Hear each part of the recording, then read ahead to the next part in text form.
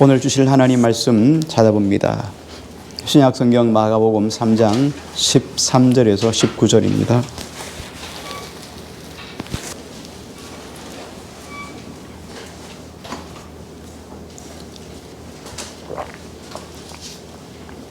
(13절에서) 19절입니다. 또 산에 오르사 자기가 원하는 자들을 부르시니 나온지라.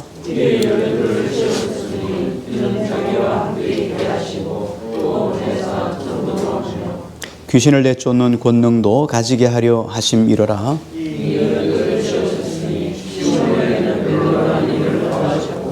또 세베대의 아들 야고보와 야고보의 형제 요한이니 이 둘에게는 보아너게 곧 우리의 아들이란 이름을 더하셨으며,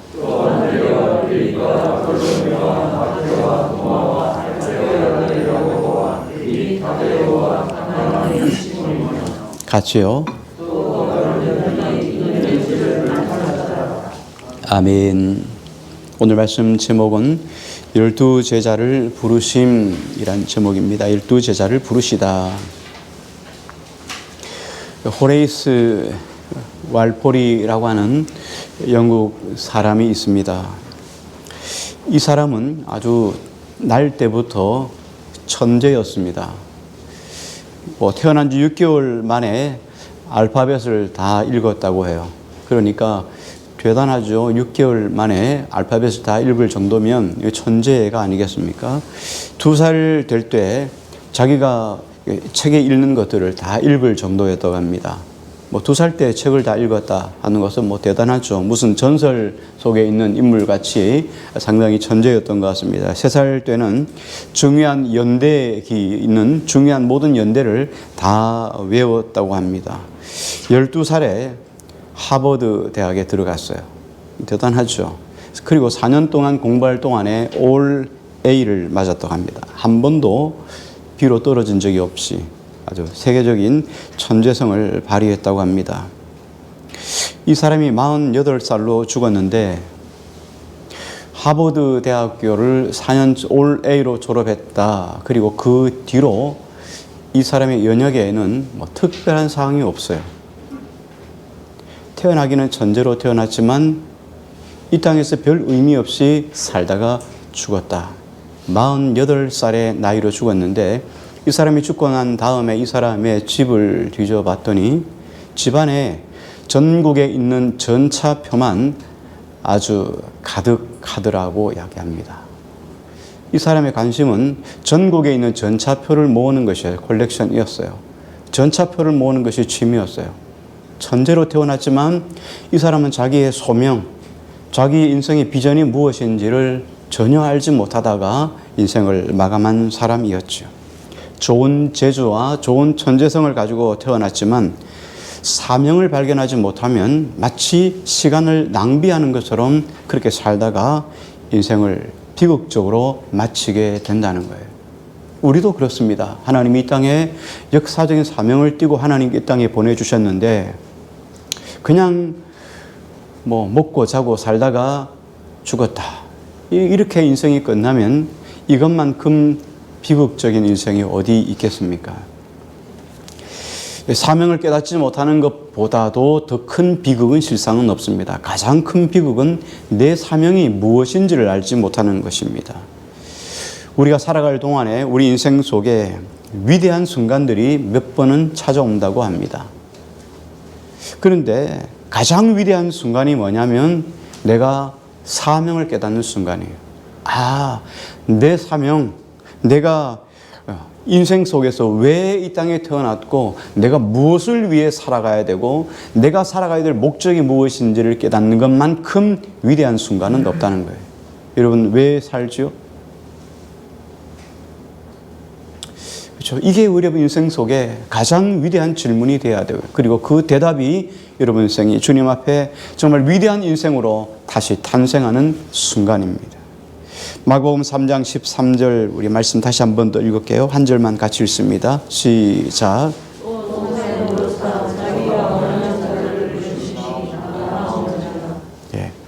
마가복음 3장 13절 한 절이지만 여기 보면 예수 그리스도의 의도, 하나님이 제자들을 부르셨는데 제자들을 부르신 의도가 오늘 이 안에 다 함축되어 있습니다. 여기 보면 동사가 3개가 기록이 되어 있어요. 하나는 산에 오르셨다, 오르사라는 동사가 있고, 그 다음에 자기가 원하는 자들을 부르셨다 하는 부르셨다, 부르다라는 동사가 있고, 그 다음에 나온지라라고 하는 단어가 있습니다.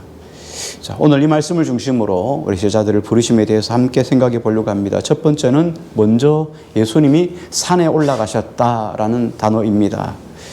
왜 산에 올라가셨을까요? 우리나라처럼 산 이렇게 말하면 상당히 큰 산 이렇게 많고 뒷산도 있지만 이 유대인 지방의 산들은 그 높은 산이 별로 없습니다. 헐몬산 같이 큰 산도 있고 있지만 대체적으로 야트막한 산들이에요. 다 낮은 구름 같은 산입니다. 그럼에도 불구하고 이런 산에 주님이 올라가셨다 이렇게 이야기를 하죠. 예루살렘 성전도 산입니다. 시온산이라고 이야기를 하죠. 근데 시온산이 우리가 생각하는 것처럼 막 높은 산이 아니에요. 그냥 구렁입니다. 이렇게 구렁이 있는데 여기 구렁 중간에 예루살렘 성전이 있어요. 그리고 내려가면 기드론 골짜기고 올라가면 예수님이 가셨던 겟세마네 동산이에요. 동산이라고 하기는 비슷한 산이에요. 그래서 산이라고 불러요. 그래서 우리가 산 이야기를 하면 여기 두타산이나 태백산이나 이 정도 수준은 아니에요. 그런데도 불구하고 예수님은 한적한 곳에 가시기 위해서 기도하러 가셨는데 대부분 성경은 산이라고 이야기를 합니다. 그럼 왜 성경에서 예수님이 산에 올라가셨을까 하는 거예요. 왜 산에 올라가셨는가? 성경에 보면 하나님이 우리 인간을 부르실 때 주로 어디에서 많이 불렀습니까? 산에서 많이 불렀죠. 여러분이 잘 아시는 모세는 시내산에서 떨기나무 가운데서 울림이 있어 거기에 쫓아가죠. 그것을 추적해서 하나님을 만나는 장면이 시내산이었습니다. 예수님도 마찬가지예요. 신약 성경에 보면 예수님도 산상수훈이라고 하는 말씀을 전달했던 것도 어디입니까? 산이라요. 산에서 산상수훈이라고 이야기를 합니다. 그래서 산이라고 하는 것은 어떤 의미를 가지고 있냐면 신적인 권위를 상징할 때 산이라는 것을 표현을 써요. 하나님이 시내산에서 이스라엘 백성들을 이끌고 광야 가운데 오셨을 때 시내산에 도착했을 때 하나님이 산에서 모세를 부르셔서 다시 모세에게 십계명을 주시는 장면이 있습니다. 그럴 때 하나님은 이 시내산을 두르고 이 산에 올라오지 말라고 이야기를 합니다. 백성들에게 올라오지 말라. 왜냐하면 너희가 이 산에 올라오면 내가 너희에게로 돌격할까 염려함이라. 하나님의 신적인 권위를 이야기할 때 산이라는 말을 썼어요. 그래서 산에 오르지 말라, 가까이 오지 말라라는 단어도 쓰셨죠. 그래서 예수님도 동일합니다. 예수님도 산에 올라가셔서 기도하시고 신적인 권위를 가지고 제자들을 부르셨다. 그 제자들이 16절, 17절, 18절, 19절, 4절에 있는 말씀입니다. 다시 한번 우리 제자들의 이름이 어떤지 누구인지를 우리 한 절씩 한번 천천히 읽어보겠습니다. 제가 16절 읽습니다. 이 12를 세우셨으니 시몬에게는 베드로란 이름을 더하셨고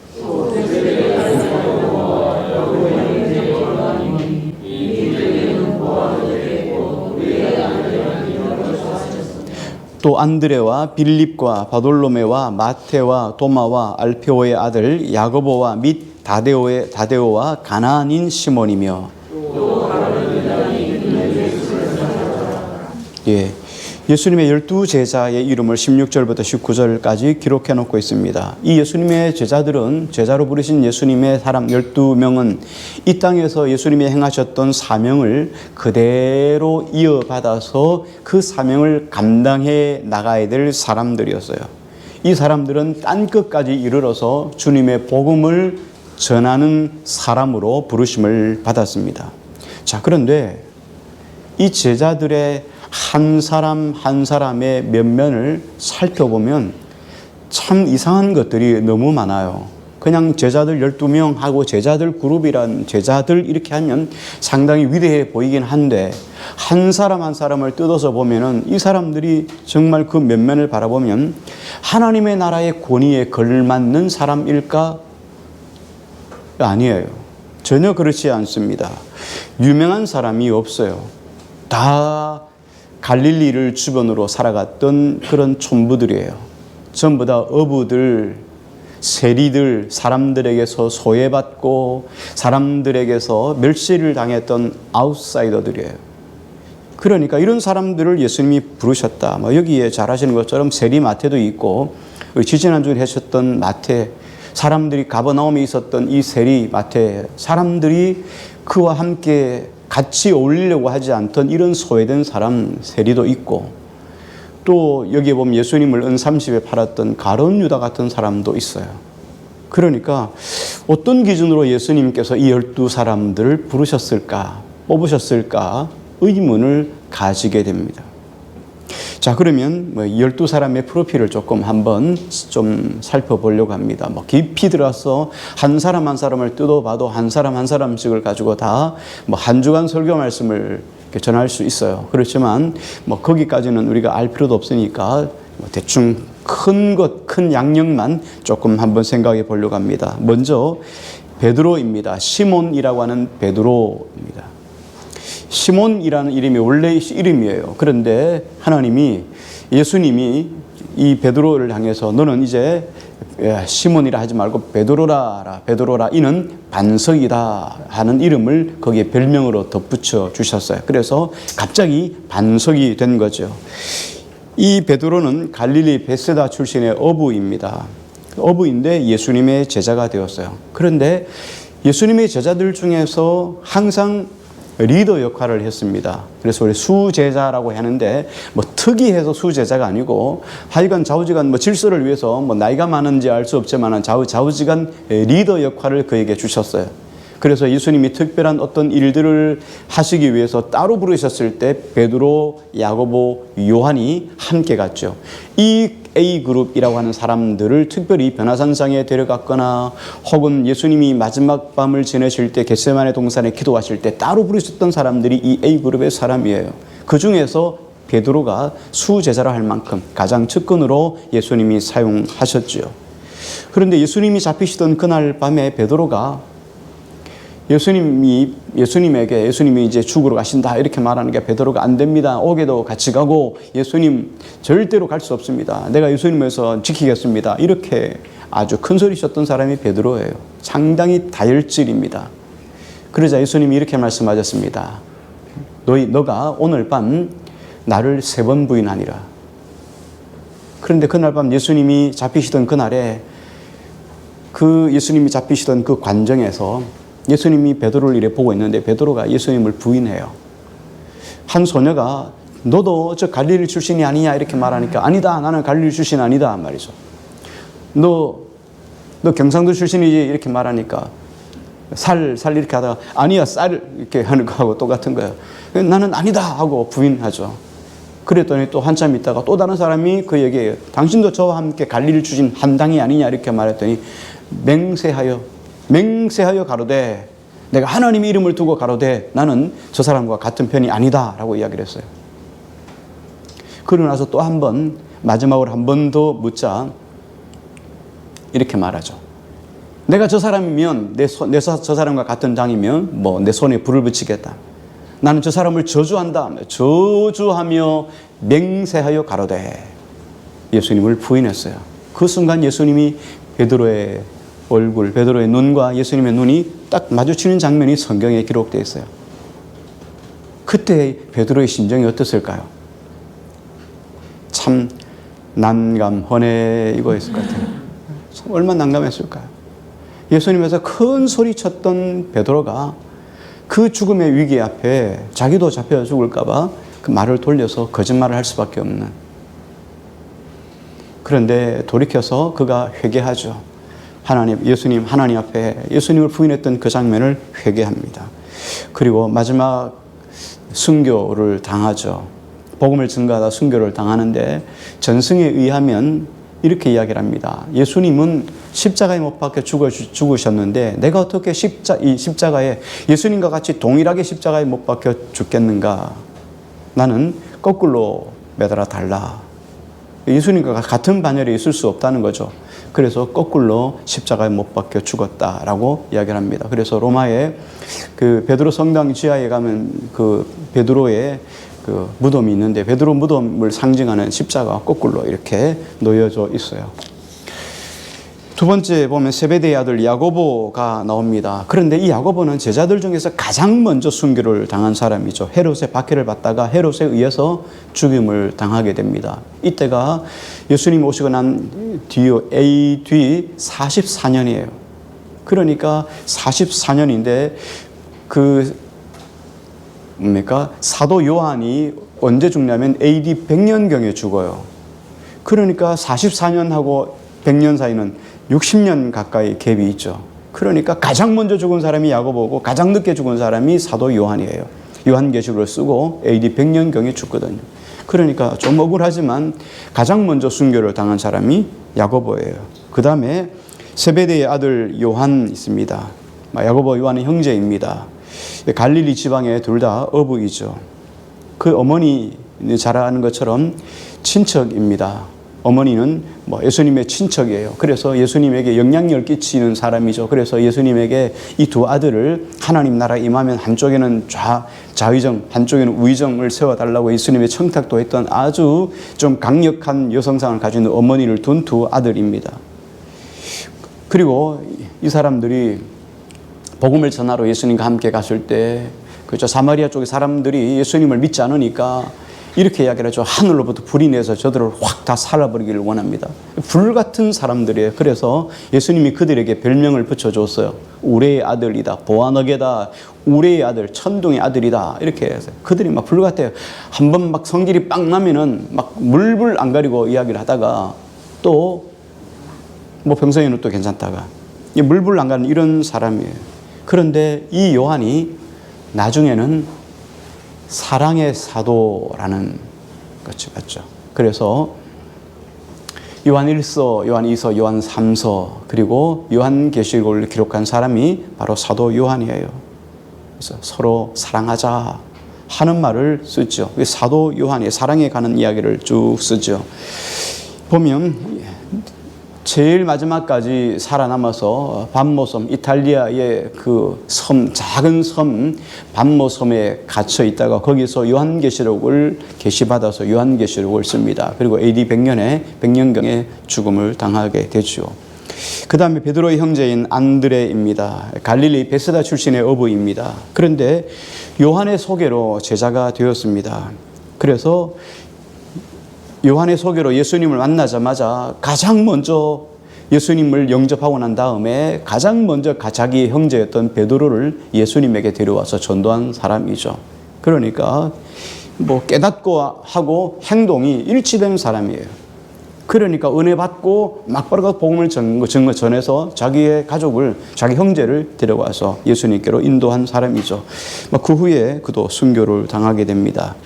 빌립입니다. 빌립은 안드레 그리고 베드로와 함께 갈릴리 베세다 출신 어부입니다. 자, 근데 빌립이 어떤 사람이었습니까? 여러분 잘 아는 것처럼 그 마태복음을 보면은 그 오병이어의 기적이 있을 때가 있었죠. 그래서 보리떡 5개와 물고기 2마리로 그 5,000명을 먹였을 때 그때 야 너희가 이 사람들을 먹이라 그렇게 이야기를 할 때 가장 먼저 그 5,000명에 대해서 예수님, 이 5,000명을 먹으려면 200데나리온의 돈이 필요합니다. 라고 했던 사람이 누구냐면 이 빌립이에요. 그게 상당히 계산적이에요. 어떤 일을 딱 이야기하면 금방 다 뭐가 견적이 딱 금방 나와요. 예수님 이거 하려면 대충 한 500만 원 더 가는데요. 이렇게 딱 하면 거의 맞아떨어지는 사람이 상당히 빌립이에요. 그러니까 상당히 현실적이고 계산적이고 지극히 현실적인 거죠. 이 사람이 바로 빌립입니다. 결국 계산적이 어쩌면 그지만 부활하신 예수님을 만나고 나고 성령의 세례를 받고 난 다음에 그도 똑같이 순교를 당합니다. 그 다음에 바돌로메입니다. 성경에 나오는 나다나엘이라고 대부분 학자들은 그렇게 보고 있습니다. 바돌로메도 인도 지방에서 복음을 전하다가 순교를 당했습니다. 여러분 잘 아시는 마태도 있지만 마태의 가버나움의 세리였죠. 이 마태가 예수님 만나고 난 다음에 삶이 바뀌어집니다. 세간을 다 버려두고 자기 세리했던 거 다 버려두고 예수님을 따르는 제자가 되었습니다. 그도 나중에 순교를 하지요. 도마입니다. 도마도 예수님께 위험을 무릅쓰고 예수님께서 그 사랑하시는 그 나사로가 병이 들어서 죽게 되었다. 그렇게 할 때 예수님이 나사로에게 가시잖아요. 그럴 때 나사로에 가실 때 예수님은 나사로에 가려고 한 것인데 나사로가 예루살렘 가까이 있으니까 마치 도마는 예수님이 이제 죽으러 가는 것이다 이렇게 생각을 했어요. 그래서 우리도 죽으러 가자 이렇게 할 만큼 상당히 도마가 용감한 사람이었어요. 죽으면 죽으리라 이 정도로 상당히 좀 도전적이었던 사람이었죠. 그런데 도마가 어떻게 합니까? 예수님이 부활하셨을 때 사람들이 예수님 부활하셨다 이렇게 말할 때 얘기하죠. 야, 나는 안 믿어. 나는 예수님 그 못 박힌 손에다가 손가락을 막 후벼 넣어서 진짜 예수님인지를 내가 확인하지 않고는 절대로 내가 예수님을 안 믿는다. 이렇게 했던 사람이 바로 도마예요. 이 사람도 상당히 지극히 현실적이죠. 그렇죠. 내가 보고 확인하지 않고는 난 절대로 사람을 안 믿습니다. 이런 사람이 도마였어요. 그런데 이 도마도 성령 세례를 받고 변하여 하나님 나라 복음을 증거하다가 결국은 순교를 당하는데 바사에서 복음을 증거하다가 죽습니다. 바사는 어디냐면 과거에는 페르시아 지역입니다. 오늘날 이란 지역이에요. 그곳까지 가서 복음을 증거하다가 순교를 당하게 되죠. 그 다음에 알페오의 아들 야고보입니다. 야고보에 관한 기록은 성경에 거의 전무합니다. 그런데 애굽에서 복음을 전하다가 순교했다고 합니다. 다데오도 마찬가지입니다. 다데오도 수리아 지방과 알메니아 사람들에게 복음을 전하다가 순교를 당합니다. 시몬은 열심당원이죠. 로마로부터 독립을 해야 되겠다라고 하는데 열심당원들은 어떤 사람들이냐면 우리로 말하면 해방신학 같은 사람들이에요. 기도하고 그냥 주님 앞에 묵묵히 삶에 최선을 다하고 섬기고 여기에 목적을 둔 것이 아니라 해방신학에 우리의 힘으로 민족을 해방시키자.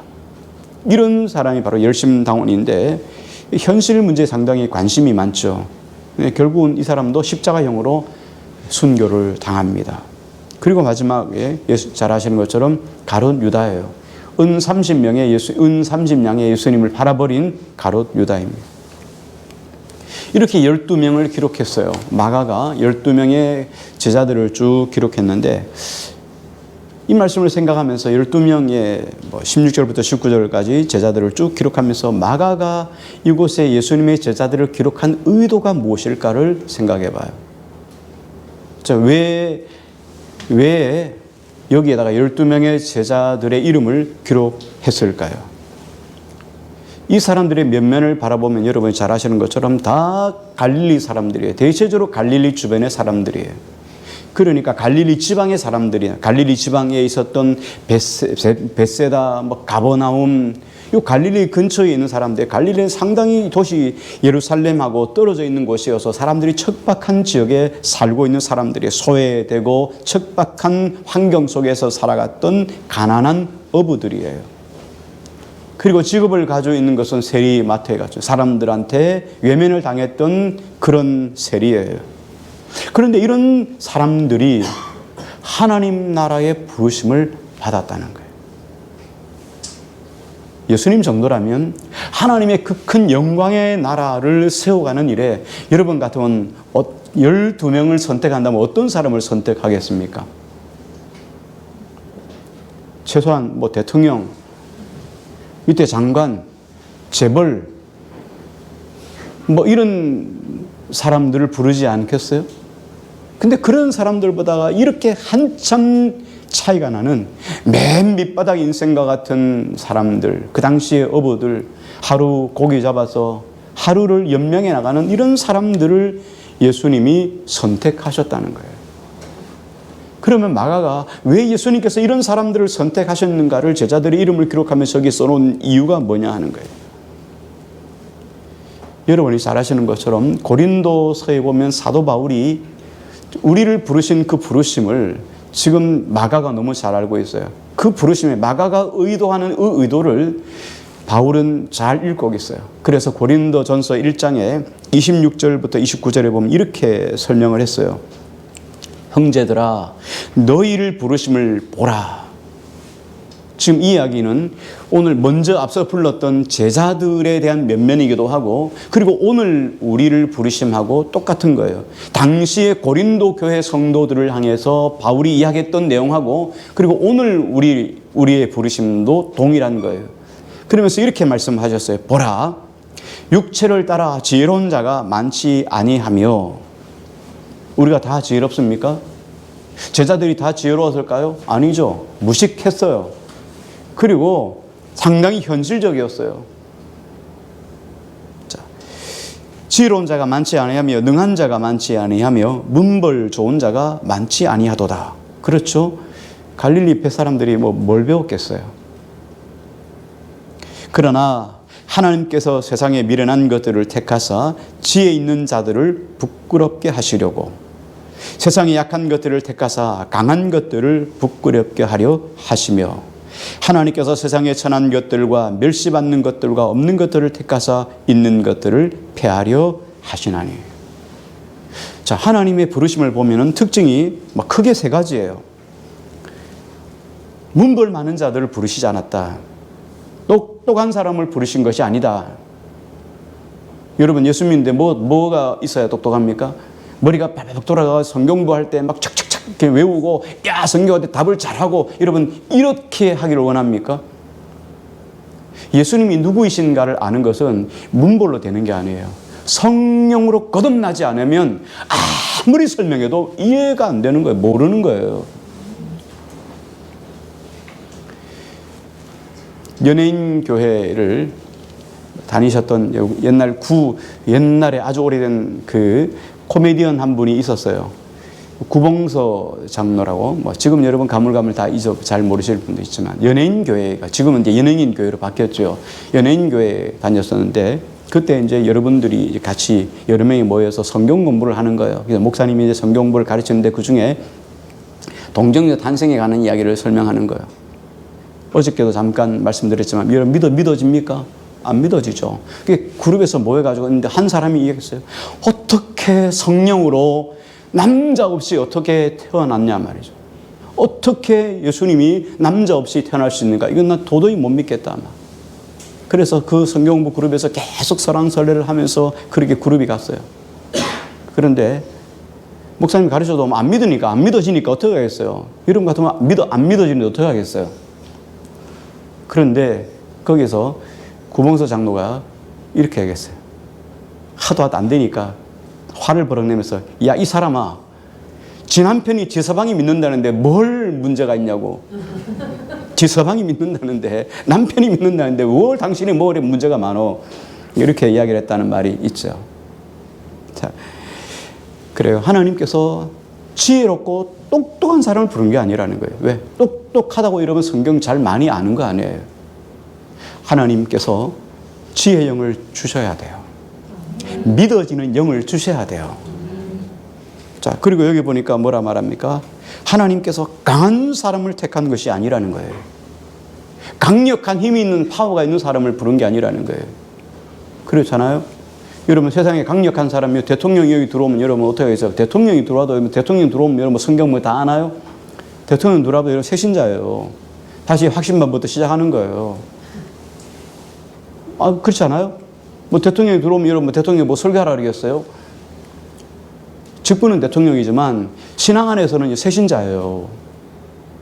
사장님이 여러분 우리 교회에 나오면 여러분 사장님 이래 부를 겁니까? 새신자예요. 성도님 새신자예요. 맞습니까? 네. 여러분이 잘 아셔야 돼요. 사장님으로 불러주실 아니란 말이에요. 대통령이 나와도 여러분 대통령 새신자예요. 하나님이 문벌 있는 자, 이 강한 자를 불어서 교회를 좀 강하게 해서 대통령 나온 교회다 이러면 자랑할 거 좀 있겠죠. 그렇지만 여러분 의미가 별로 없어요. 하나님 보시기에는 아무 의미가 없다는 거예요. 별 의미가 없다. 왜? 이 뒤에 나중에 바울이 설명을 하죠. 또 한 가지 세 번째 예로 보면은 하나님께서 부르심을 보면 어떻게 해요? 여기 보면 여기 약한 자, 천한 자, 멸시받는 자를 택하셨다는 거예요. 왜 좀 재벌 같은 사람, 돈 많은 사람 좀 부르셨으면, 그렇죠? 그럼 교회도 좀 멋지게 하나 크게 지어주고 말이죠. 좋을 텐데 왜 우리 교회는 말이죠, 뭐 이런 사람도 안 오고 뭐 이렇게 생각할 수 있어요. 여러분 그거 중요하지 않아요. 돈 많은 사람이 또 돈 많다고 여러분 헌금 많이 하는 거 아니에요. 하나님이 감동을 주지 않으면 여러분 절대 할 수 없어요. 그거 여러분 거기에 목을 댈 이유가 전혀 없어요. 그럼 주님께서 왜 배운 자, 강한 자 부르시지 않고 돈 많은 자 부르지 않고 약한 자, 천한 자 이런 자들을 부르셨을까? 바울은 연결해서 이런 말씀을 했어요. 그 이유는 아무 육체도 하나님 앞에서 자랑하지 못하게 하려 하심이라. 자랑할 거리가 없게 하려고요. 내가 똑똑해서요. 내가 똑똑해가지고 내가 성경 공부를요, 일주일 만에 다 완파했잖아요. 여러분, 이런 거 없다는 거예요. 똑똑해서 하나님 나를 구원해 주신 것 같아요. 하나님 내가 지혜로워서 구원해 준 것 같아요. 하나님 내가 돈 많아서 구원해 준 것 같아요. 이런 거 없다는 거예요. 왜? 하나님께서 우리를 약한 자 가운데 부르신 이유는 자랑할 것이 없게 하기 위해서요. 우리 인생은 말입니다. 우리 인생은 조금만 숨쉴 여유만 있으면 자기를 자랑하고 싶어요. 내 의의를 드러내고 싶은 것이 우리 인생이에요. 내가 괜찮은 존재인데 목사님이 날 몰라주는 것 같다. 여러분 이렇게 느낄 수 있어요. 근데 우리는 하나님 앞에서 다 연약한 존재예요. 하나님이 불러주셨기 망정이죠. 안 불러줬으면 여러분 이 땅 가운데 그냥 살다가 그냥 빛 없이 이름 없이 명멸하는 존재가 우리예요. 근데 하나님 불러주셔서 그죠? 이름 석자를 기억하고 살아가잖아요. 여러분 가정이 있었으면 어떻게 살았겠어요? 누구 엄마로 살아가고 누구 아빠로 살아갈 수 있어요. 남자들은 그래서 사회적으로 이름을 불러주지만 여자들은 대체적으로 안 그렇잖아요. 근데 우리가 떳떳하게 우리 이름을 쓰면서 하나님을 찬양하며 살아갈 수 있다는 자체가 복인 거죠. 세례 요한도 여러분 잘 아시는 것처럼 예수님 앞서 6개월 앞서서 예수님의 오시는 길을 평탄케 할 세례 요한도 그의 사역 중에서 끊임없이 이야기하는 것이 이 이야기였습니다. 그는 흥하여야 하겠고 나는 쇠하여야 하리라. 예수님은 계속 뜨는 해이지만 나는 지는 해입니다. 내가 사라지고 내 뒤에 오실 예수 그리스도가 흥하여야 합니다. 여러분 우리의 잘남을 자랑하면 예수 그리스도는 사라지는 거예요. 우리의 똑똑함을 자랑하면 예수 그리스도는 사라지는 거예요. 내가 어떤 존재인가를 드러내면 예수님은 여러분 심령 속에 사라지는 거예요. 그래서 내가 죽고 예수 그리스도가 드러나는 거예요. 내가 죽어야 예수님이 드러나는 거예요. 나는 정말 할 수 없지만 주님께서 하실 수 있습니다. 주님이 하실 수 있습니다. 주님이 합니다. 이게 믿음이에요. 근데 항상 우리의 삶의 기준은 어디 있으면 내 바운더리 안에 있죠. 내가 무엇을 할 수 있는가? 내가 할 수 없는 것이면 못하는 거예요. 내가 할 수 없다고 하나님이 못하실까요? 내가 못한다고 예수님 못하실까요? 못하는 것으로 끝나면 안 되고 그 다음 순간은 어떻게 해요? 하나님께 맡겨야 돼요. 하나님이 반드시 하실 것이라는 것을 믿는 것이 믿음이라는 거예요. 하나님께 받으실 영광, 그것을 우리가 생각할 때 가장 중요한 것은 뭐냐면 하나님은 우리의 영광을 안 받으셔도 하나님은 영광 그 자체입니다. 우리가 하나님께 영광을 조금 드린다고 해서 하나님의 영광이 더 많아지느냐? 그렇지 않아요. 우리가 하나님께 영광을 돌리지 않는다고 해서 하나님께서 영광이 사라지냐? 그것 아니에요. 하나님은 그 자체로 영광 자체인 존재신 분이셔요. 그렇다면 우리가 드리는 하나님께 드리는 영광이 뭐겠어요? 우리 하나님께 영광을 많이 돌리자 이런 차원의 문제가 아니에요. 우리가 하나님께 영광을 돌리는 것은 끊임없이 내가 겸손해지는 거예요. 나를 낮추고 내가 사라지고 내 안에 그리스도가 존귀해지는 것, 이게 하나님께 영광을 돌리는 거예요. 여러분 뭐 특별한 일을 하려고 여러분 마음 쓸 이유 없어요. 중요한 것은 내가 사라지는 거예요. 내 안에 그리스도가 존귀해지는 것, 이게 하나님께 영광을 돌리는 것이에요. 여기 세 번째 단어에 보면 어떻게 합니까? 부르시고 그 다음에 나오더라, 나왔다라는 단어예요. 여기 보면 제자들을 부르실 때 보면 그 제자들이 다 어떤 제자들이었습니까? 제자들이 여러분 어때요? 마태도 그렇고 뭐 안드레, 베드로, 뭐 요한 다 부를 때 어떻습니까? 예수님이 너는 하나님 나라에 사람을 낚는 어부가 되리라. 이렇게 말하죠. 그렇게 말하니까 어떻게 했습니까? 배와 그물을 버려두고 예수를 쫓느니라. 세간 앉아서 세리 동계산을 하던 세리 마타이에게 예수님이 하나님 나라 복음을 위해서 제자가 되라 이렇게 말할 때 세리가 어떻게 합니까? 챙겨두고 가는 거예요. 예수님이 부르실 때 그 부르심에 즉각적으로 순종했다는 거예요. 여러분, 이게 여기서 정말 중요해요. 그런데 우리가 주님의 제자가 됐다는 것을 생각하면서 많은 오해를 하는 거예요. 그리고 두려움을 가집니다. 어떤 것에 대한 오해인가 하면 나는 능력이 없어. 나는 힘이 없어. 주님이 나를 부르셨는데 나는 힘이 없으니까 나는 제자가 아니야. 막 이렇게 하는 거죠. 그게 아니라는 거예요. 그래서 즉각적으로 순종하지 않는 거예요. 제자들은 어떻습니까? 제자들이 부를 때, 예수님이 베드로 부를 때 그물 깁는 베드로에게 오셔서 너는 지금까지는 고기 잡는 어부였지만 이제는 사람을 낚는 어부가 되게 하리라. 너는 나를 따르라. 이렇게 말하니까 베드로가 그물을 버려두고, 배와 그물을 버려두고 예수님을 따랐다는 거예요. 아, 예수님 나 능력 없는데요? 이렇게 말하지 않았다는 거예요. 근데 우리는 끊임없이 예수님에게 뭘 이야기합니까? 나는 능력이 없는데요? 난 돈도 없는데요? 난 지식도 별로 없는데요? 나 배운 게 별로 없어요. 그래서 예수님께 뭐 할 게 없어요. 그래서 난 제자가 될 수 없어요. 그냥 적당히 따라갈게요. 제자들은 뭐 장로님들이나 뭐 여기 뭐 또 권사님들이나 뭐 이런 사람들이 하는 거지 뭐 평신 누가 할 수 있겠어요? 혹은 뭐 목사님이나 제자이지 나는 제자가 될 수 있겠어요? 이렇게 생각하고 거리를 둔다는 거예요. 예수님이 제자가 되는 것을 한번 생각해 보십시오. 오늘 우리 14절 15절을 한번 읽어볼게요. 같이 읽습니다. 시작.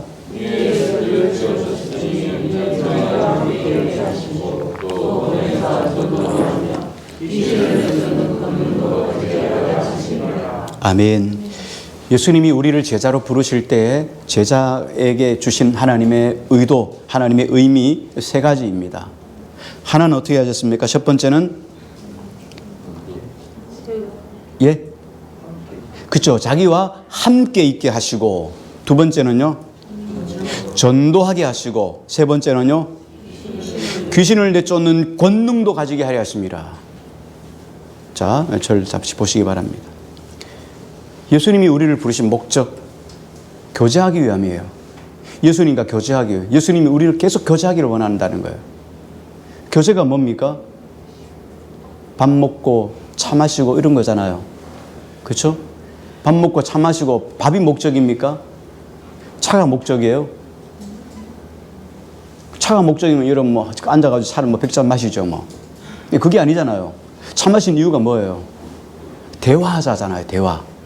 너의 나누는 것들을 내가 받아주고 또 나의 나누는 것들을 너가 수용해주고 그래서 서로 친구가 되는 거잖아요. 이 교제잖아요. 예수님이 그렇게 하기를 원하는 거예요. 예수님 우리와 더불어 교제하기를 원해요. 예수님 뭘로 교제하겠어요? 예수님과 앉아서 뭐 밥같이 먹겠어요? 차같이 맞을 수 있겠어요? 기도하는 거죠. 예수님과 더불어 친구가 되어서 도란도란 기도하는 거예요. 예수님 오늘 이런 일 있었어요. 이런 아픔이 있어요. 하고 주님께 고하면 주님이 내게 또 감동을 주시고 이런 교제하기 위해서 주님이 우리를 부르셨다는 거예요. 이게 제자예요. 두 번째는 뭐라 했습니까? 전도도 하며. 그렇죠. 세상 속에 우리가 알고 있는 예수 그리스도, 내가 만난 예수 그리스도를 전하게 하시려고 주님이 우리를 부르셨다는 거예요. 그러니까 전도하는 것은 여러분 어떤 특별한 사람, 전도에 무슨 사명받은 사람만 하는 게 아니라 우리 모두가 다 전도하는 사람들이에요. 그냥 전도하면 되는 거예요. 도를 전하면 되는 게 예수 믿어야 구원받는다는 거예요. 여러분 그게 뭐 어렵습니까? 예수 믿어야 구원받아요. 교회 나오세요. 예수 믿어야 구원받아요. 전도하는 거예요. 세 번째 여기 보면 귀신을 내쫓는 권능도 가지게 하려 하심이라. 우리 힘으로 할 수 없는 것들을 하나님의 능력으로 우리를 부르신 자 위에 부르신 하나님의 능력이 임하시니까 어떻게 해요? 병든 것도 귀신 들린 것도 귀신을 내쫓는 권능도 가지게 하려 하심이라는 거예요. 자, 여러분 어떻습니까? 여러분 어때요? 주님과 함께 하고 계시는가요? 전도하고 계시는가요? 예. 귀신을 내쫓고 계시는가요? 갈수록 어렵네요, 그죠? 중요한 것은 예수님이 우리에게 이런 능력을 주셨다는 거예요. 우리에게 있는 것 아니고요. 위로부터 오신 능력이에요. 위로부터 오신 능력이 있어야 가능한 거예요. 자, 여러분, 기도하는 것이 쉽겠어요? 함께 주님과 동행하는 것, 기도하는 것, 그죠? 함께 교통하는 것이 있잖아요. 기도하는 것. 이게 쉽겠어요? 귀신 쫓아내는 것, 병 고치는 게 쉽겠어요? 예? 기도하는 게 더 쉬운 것 같지요? 그죠? 독인 객긴이에요. 성령으로 기름 부으지 않으면 기도 못해요. 안 돼요. 성령이 함께 하시지 아니하시면 병 고치는 건 못해요. 그러니까 병 고치는 거나 이거나 똑같아요. 우리가 어렵다고 생각하는 거. 왜? 우리 힘으로 하려고 하니까 이건 어렵고 이건 덜 어려운 거죠. 우리 힘으로는 기도가 되거든요. 기도하러 나올 수 있거든요. 그런데 여러분, 우리 힘으로 하는 기도 얼마나 하겠어요? 내 힘으로 하는 기도 얼마나 하겠어요? 한 5분, 10분 하면요. 하고 나면 여러분 머리가 하얘지고 생각도 별로 없어지죠. 우리가 버팅기는 게 얼마나 30분 버팅길 수 있겠어요? 1시간 버팅길 수 있겠어요? 주님이 기도의 영을 주셔야 돼요. 그럼 똑같아요. 귀신 쫓아내는 능력, 이런 병 고치는 능력, 우리에게 있는 게 아니에요. 누구에게 있어요? 그렇죠. 하나님께 있어요. 예수 그리스도 이름으로 기도할 때 병이 쫓겨나가는 거예요. 그러니 여러분, 그건 목사에게만 준 것이 아니라 여러분에게도 주셨다니까요. 여러분이 복음을 증거할 때 여러분 그 복음을 전하는 그 타자에게, 복음을 전하는 받는 자에게, 소외자에게 주의 성령이 임하시고 내게도 주의 성령이 임해서 말씀을 전할 때 거기에 울림이 있게 하셔서 감동 감화를 받고 주님을 영접하게 되는 거라고요. 마찬가지예요. 주의 이름으로 여러분 병 들었을 때 여러분 스스로 기도하세요. 주님, 내 병을 치료해 주셔요. 나는 아니라 예수 그리스도께서 나를 위해서 피 흘려 죽어주셨고 내 고통을 지시고 십자가에 못 박혀 죽어주셨잖아요. 그가 찔림은 우리의 나음을 위함이라는 거예요. 주님이 왜 십자가에 못 박혀 죽어주셨습니까? 내 병을 위해서 죽어주셨다는 거예요. 내 죄를 위해서 피 흘려 죽어주셨다는 거예요. 그러므로 주님 치료해 주세요. 나는 아무 힘이 없지만 예수 그리스도의 힘으로 치료해 주세요. 기도할 때 병이 떠나가는 거예요. 고쳐지는 거예요. 이걸 위해서 주님이 여러분을 부르셨다니까요. 근데 별로 써먹은 적이 별로 없어요. 그죠? 왜? 나는 제자가 아니라고 생각했거든요. 주님이 이 일을 위해서 여러분을 부르셨음을 믿으시기 바랍니다. 믿으시기 바랍니다. 예. 그러므로 우리가 제자가 되기 위해서 가장 중요한 것은 뭐냐? 2가지예요. 주님의 부르심 앞에 순종하는 거예요. 그냥 주의 이름으로 귀신 쫓아내면 돼요. 주의 이름으로 병든 자 고치면 되는 거예요. 그냥 기도하면 되는 거예요. 고치는 건 누가 하시는 거예요? 하나님이 하시는 거죠. 병원에 가는 건 누가 하는 거예요? 병원에 가는 건 누가 하는 거예요? 의사가 하는 거 아니잖아요. 병원에 가는 건 누가 해요? 내가 하는 거죠. 기도는 누가 하는 거예요? 내가 하는 거예요. 병원에 가면 처방은 누가 써주는 거예요? 그렇죠. 병 고치는 건 누가 고쳐요? 의사 고치잖아요. 여러분이 기도하는 건 누가 고쳐요? 하나님이 하시는 거죠. 그거 여러분 안 믿으면 안 되잖아요. 주님이 자꾸 믿으라고 하는데 우리는 안 믿는 거죠. 세상에는 병원도 고치지 못하는 것들이 있어요. 병원에 가도 안 되는 것들도 있어요. 이걸 통해 주님은 뭘요? 하나님이 하신다는 걸 보여주시기 위한 거죠. 우리가 안 믿어서 그렇지 하나님이 능력이 없어서 못합니까? 하나님은 말씀으로 천지를 창조하신 하나님이셔요. 믿습니까? 그 하나님이 우리의 병 못 고치겠어요? 내가 믿음이 없어서 문제이지, 믿음이라는 게 뭐예요? 뭔가 스펙을 쌓는 게 믿음이 아니잖아요. 하나님이 살아계시고 전지전능하심을 믿어드리는 게 믿음이에요. 예수 그리스도가 십자가에 못 박혀 죽어주심으로 그분을 내가 구주로 영접하실 때 내 모든 죄를 사하시고 구원해 주시고 영원한 천국에 들어가게 하신다는 것을 믿어드리는 게 믿음이라고 그랬잖아요. 근데 우리는 자꾸 믿음을 나에부터 출발하니까 내가 얼만큼 믿음이 있느냐에 따라서 병이 고침받고 안 고침받는다 이렇게 생각하니까 자꾸 나는 믿음 없는데 난 초신자인데 새신자인데 나는 1년밖에 안 됐는데 2년밖에 안 돼 5년밖에 안 됐는데 목사님은 저쪽 위에 있고 나는 여기 아래에 있다고 생각하는 거예요. 아니에요. 우린 다 똑같이 하나님 앞에서 구원받아야 될 존재이고 다 하나님 앞에서 구원받은 하나님의 백성들이고 주님의 제자들이에요. 믿습니까? 네. 그러니까 여러분이 입술의 고백대로 믿음대로 행하면 하나님이 열어주시는 거예요. 아멘. 믿습니까? 네. 오늘부터 되든 안 되든 막 그냥 선포하는 거예요. 그냥 잘 될 줄 믿습니다. 선포하는 거예요. 귀신 떠나가라 명령하는 거죠. 병은 떠나가라 명령하는 거예요. 왜요? 내가 아니라니까요. 누구의 이름으로요? 예수 그리스도의 이름으로요. 그래요. 여러분 그 선포할 수 있기를 바랍니다. 누가복음에 보면 예수님이 제자들을 부르시는 장면을 이렇게 기록하고 있습니다.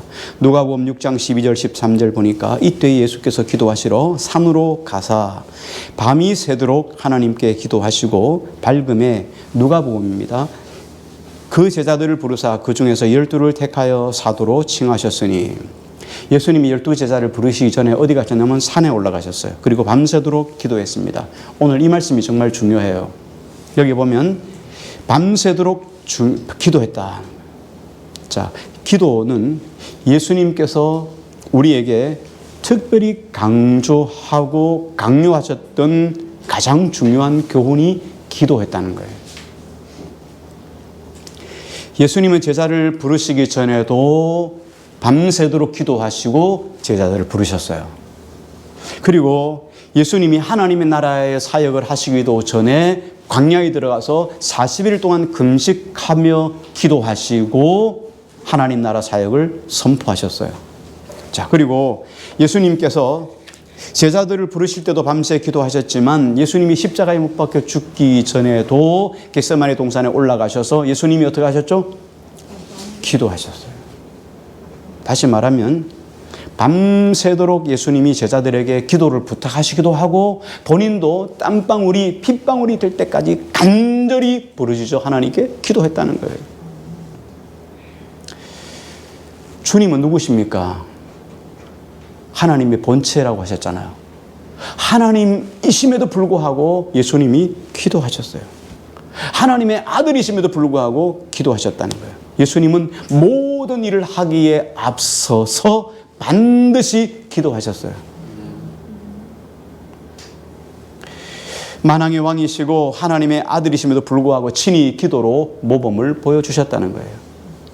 찬송가에도 있죠. 내 기도하는 그 시간 그때가 가장 즐겁다.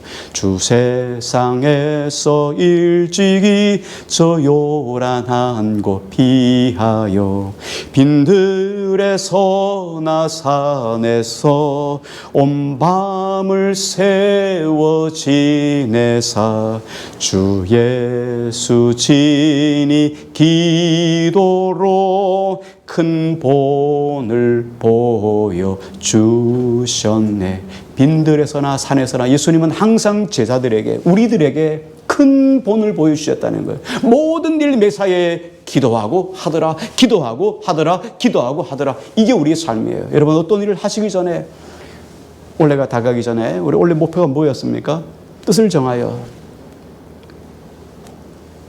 하나님 앞에서 어떤 일을 하기 전에 반드시 기도할 수 있기를 바라요.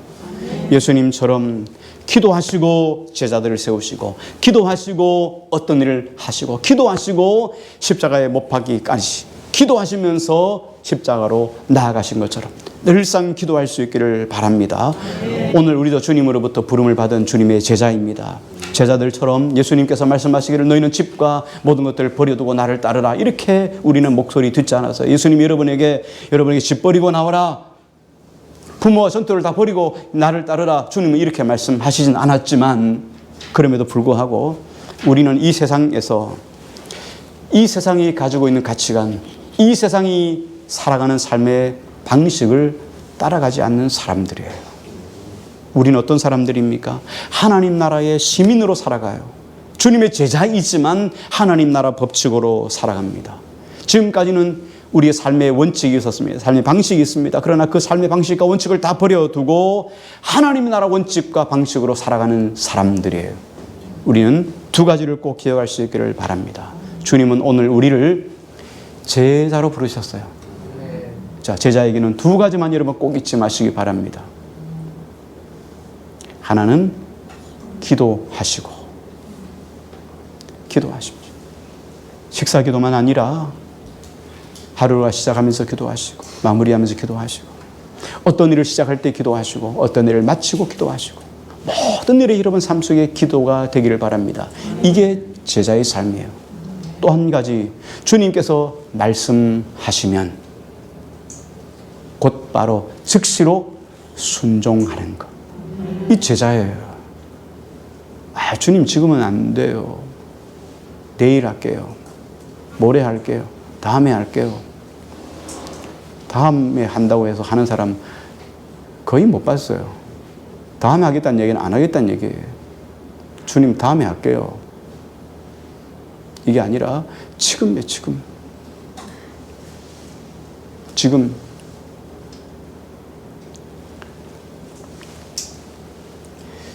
주님 앞에 이 두 가지 기도하고 순종하고 이것이 오늘 예수님이 12제자를 부르신 제자들에게 주신 사명이에요.